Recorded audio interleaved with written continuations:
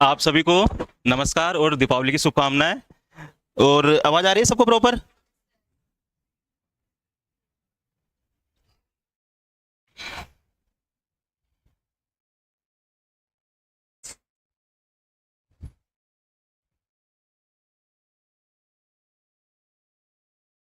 अरे यार, मोबाइल छूट के दिखता है मेरा पीछे।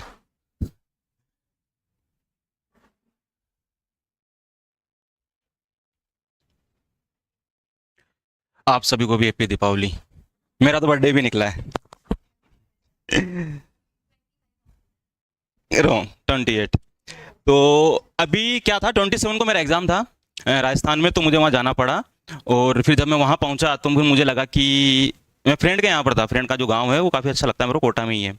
तो एक तो एग्ज़ाम देना हुआ, सेकंड डे फिर बर्थडे सेलिब्रेशन हुआ, उसके बाद दीपावली।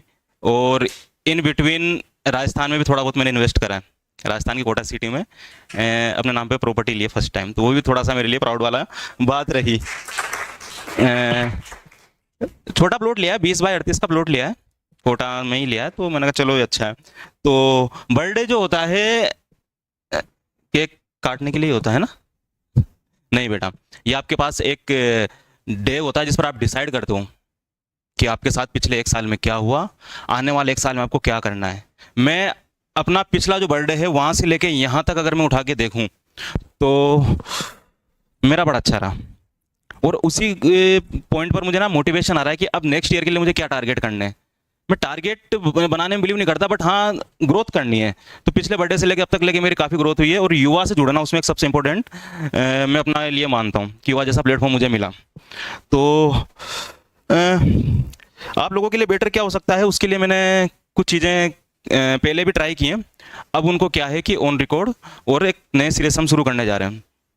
रीजनिंग का हमारा हुआ। रीजनिंग के बाद मैंने डेली टेस्ट आपके स्टार्ट किए। डेली टेस्ट में मैंने आपकी परफॉर्मेंस देखी, है ना? आप रीजनिंग के डेली 15 क्वेश्चन होते थे, उसके बाद हम मैथ पढ़ते थे। बट आप रीजनिंग के 15 क्वेश्चन आने में इतना टाइम लेते थे कि हमारी क्लास प्रॉपर हो ही नहीं पाती थी। इन बिटवीन फिर मैंने एट ए टाइम 2-2 क्लास से डे में लेना स्टार्ट हुआ, और डाउट सेशन है वो भी स्टार्ट किया। तो एक जो प्लान किया है इसको मैं एक बार आपके साथ शेयर कर लेता हूँ।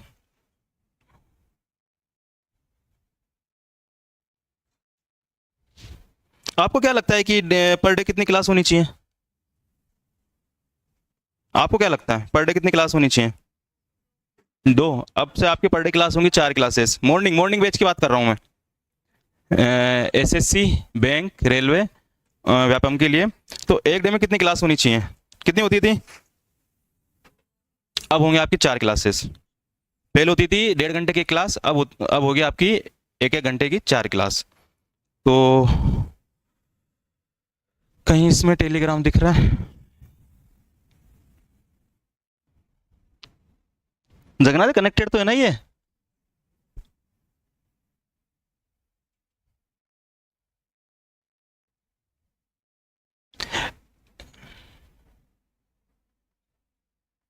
बड़ा स्लो सा चल रहा है ये।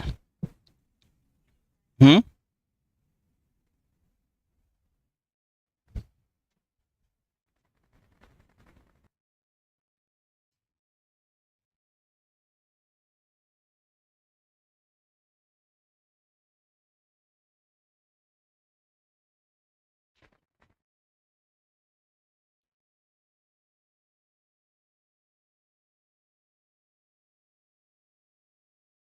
अब जो टाइम टेबल बनाया गया है उसमें आपकी वीक में होंगी 24 क्लासेस।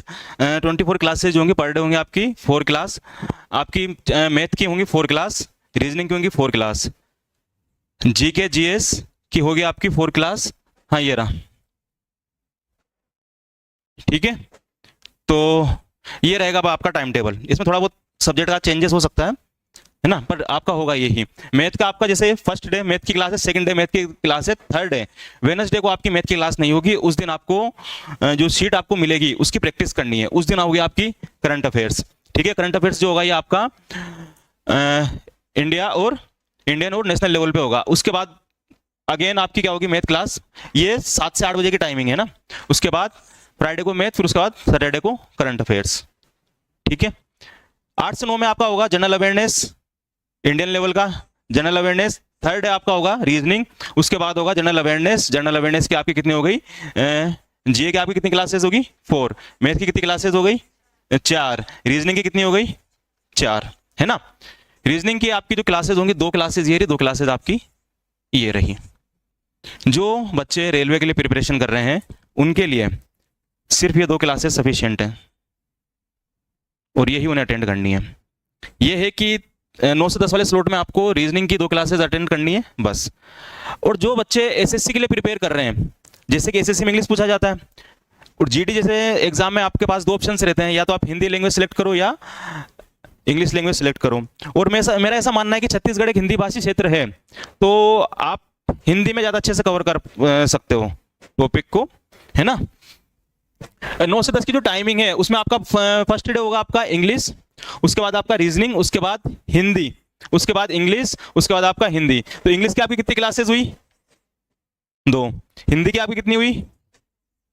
2 क्लासेस हुई, ठीक है। जो लोग एसएससी के लिए प्रिपेयर करना चाहते हैं उन्हें ये 3 टाइम स्लॉट में बैठना है। इवन मतलब जैसे रेलवे जैसे एग्जाम है जहां पर इंग्लिश और हिंदी नहीं पूछा जाता है, उनकी टाइमिंग क्या रहेगी? 7 to 8 और 8 to 9। उसके बाद एसएससी के लिए जो प्रिपेयर कर रहे हैं, एसएससी में अलग अलग आपके एग्जाम हो गए, है ना, CGL, CHSL, MTS, SSC, GD. तो ये आपका टाइमिंग क्या रहेगा? 7 to 10। अब ये जो है 10 से 11 वाली जो स्लॉट होगा उसमें आप पहले दिन पढ़ोगे छत्तीसगढ़। उसके बाद कंप्यूटर की आपकी 1 क्लास होगी। सीजे की आपकी कितनी क्लास हुई? 2। 4 क्लासेस आपकी किसकी होगी? छत्तीसगढ़ की। कंप्यूटर की कितनी क्लास हुई? है ना। उसके अलावा ये है सीजी सीए, 1 क्लास आपकी होगी वीकली छत्तीसगढ़ के करंट अफेयर्स की। जो बच्चे सीजी व्यापम के लिए और सीजी पेपर जो 1 डे एग्जाम है उनको प्रिपेयर कर रहे हैं, उनके लिए ये चारों स्लॉट में अटेंड होना जरूरी है, ठीक है। अब इसमें यह होगा कि आपको डेली पर जो सब्जेक्ट जो है, जैसे पर डे 4 क्लास होगी तो उससे रिलेटेड आपको 10 क्वेश्चंस मिलेंगे, डेली 10 क्वेश्चंस मिलेंगे। और ये 10 क्वेश्चंस इस तरीके से नहीं होंगे कि जैसे हम हिस्ट्री की बात करें कि भाई खानवा का युद्ध कौन से साल में लड़ा गया, बताओ भाई खानवा का युद्ध कौन से साल में लड़ा गया? सर आपसे तो हर आंसर एक्सपेक्ट है सर। तो वो क्वेश्चन इस तरीके से नहीं होगा, वो क्वेश्चन इस तरीके से होगा बाबर द्वारा लड़े गए युद्ध में मिलान कीजिए कि कौन सा युद्ध, कौन कौन से युद्ध थे या कौन सा युद्ध नहीं उसने लड़ा था। जैसे 4 युद्ध उसने लड़े थे तो 3 उसने करेक्ट हमने ऑप्शंस दे दिया, उसमें से 1 हमने और दूसरे युद्ध का दे दिया, जैसे बक्सर का युद्ध दे दिया। तो उसमें आपको कॉम्बिनेशंस मिलेगा, आपसे डायरेक्ट क्वेश्चन नहीं पूछा जाएगा, ठीक है। तो इस तरीके से वो 10 क्वेश्चंस आपको मिलेंगे ईच क्लास में, ठीक है, जिनको आपको डेली करना है। और जो क्वेश्चंस मिलेंगे, आप जो भी टेस्ट दोगे इसका ऑन रिकॉर्ड डेटा हमारे पास रहेगा। जैसा आपने देखा होगा जीएस रीजनिंग का जब मैं पेपर लेता था तो उसमें हाथों हाथ में आपको बताता कि किसके कौन कौन सा क्वेश्चन किससे गलत हुआ है ना। पूरा रिजल्ट आपके सामने रखता था किसने कौन सा क्वेश्चन सही किया, कौन सा क्वेश्चन गलत किया। तो उस पर मॉनिटरिंग रहेगी पर स्टूडेंट्स, है ना, उसके जो हमारे पास सीट रहेगी वो, ठीक है। और इतना सफिशिएंट है, हो जाएगा सिलेक्शन? नहीं होगा बेटा, जब तक आप खुद से सेल्फ स्टडी नहीं करोगे तब तक सिलेक्शन मुश्किल है। अगर तुक्के में हो भी गया तो वो तुक्का आपको आगे ग्रोथ नहीं दे पाएगा, ठीक है। और किसी कुछ डाउट? हाँ, इसके अलावा जो संडे है, ये अपना सैटरडे हो गया, संडे को आपके मॉक टेस्ट होगा, है ना, 2 घंटे का मॉक टेस्ट होगा। उसके बाद संडे की जो स्पेशल क्लास है जैसे अपने होती आ रही है, फिर वो क्लास होगी।